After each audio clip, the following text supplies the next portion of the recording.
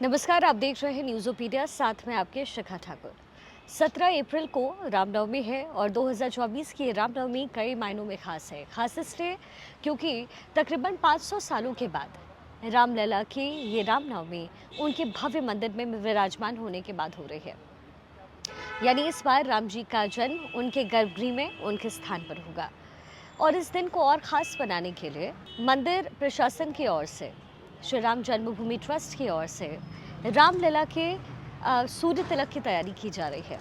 यानी कि इस बार रामनवमी पर स्वयं भगवान सूर्य जो हैं वो रामलला का अभिषेक करेंगे। अभिषेक मतलब उनके माथे पर तिलक करेंगे। लेकिन ये होगा कैसे? इसके लिए एक ख़ास तरह का सिस्टम बनाया गया है और इस सिस्टम को आईआईटी रुड़की की जो टीम है उसने बनाया है।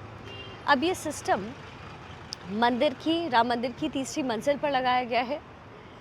ठीक 12 बजे 17 अप्रैल के ठीक 12 बजे ये जो ऑटो मैकेनिकल सिस्टम है उसके ज़रिए सूर्य की जो किरणें हैं वो गर्भगृह तक सीधे आएंगी और वहाँ से सीधा रामलला के मस्तक पर नजर आएगी।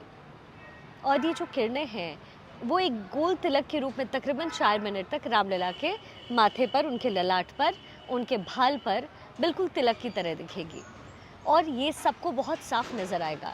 इसका ट्रायल हो चुका है पहले ही, लेकिन हो सकता है कि आपको सुनने में बहुत आसान लगे, लेकिन ये टेक्निकली बहुत टफ था।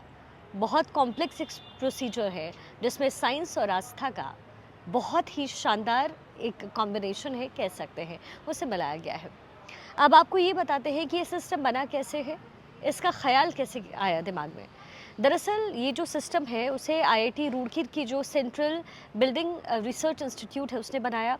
ये सिस्टम सूर्य की चाल के बदलने पर आधारित है। यानी जैसे जैसे सूर्य अपनी चाल बदलेगा उसकी किरणों को अपने हिसाब से रिफ्लेक्ट करके जहाँ चाहे आप ले जा सकते हैं। ये कॉन्सेप्ट है।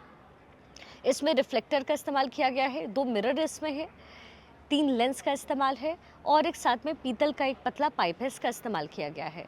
अब होगा क्या कि जब इन किरणों की चाल बदलेगी, जैसे सूरज का आपको पता है कि वो अपनी गति बदलता है, हर सेकेंड उसकी गति बदल जाती है, हमें महसूस नहीं होता, लेकिन सूरज चाल बदलता है। उन बदलती चाल के हिसाब से सारा का सारा सिस्टम, रिफ्लेक्टर जो है वो बिल्कुल एक जैसा रहे और सूर्य की किरणें बिल्कुल सीधे श्री राम लला के ललाट पर पड़े। इसके लिए इसमें गियर्स लगाए गए हैं जो बिना किसी बिजली के ऑटोमेटिक तरीके से इस पूरे सिस्टम को अपने हिसाब से एडजस्ट करते रहे।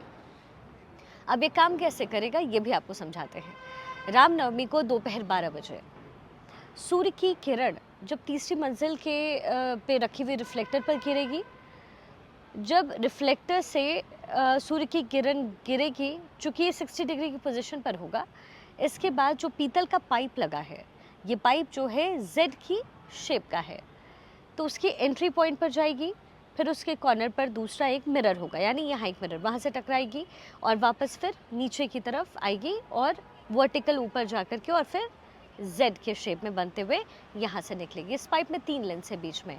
ये लेंस क्या करेंगे कि ये लेंस बेसिकली जो बीम आएगी, जो रोशनी की किरण आएगी, उसे थोड़ा फोकस करेंगे, कंसंट्रेट करेंगे और उसके बाद ये रोशनी एक पतली बीम में बदलेगी, जिसके बाद ये किरणें पाइप के आखिरी सिरे पर लगे जो दूसरा मिरर है उस पर गिरेगी और ये मिरर जो है बिल्कुल रामलला के ललाट के सामने होगा।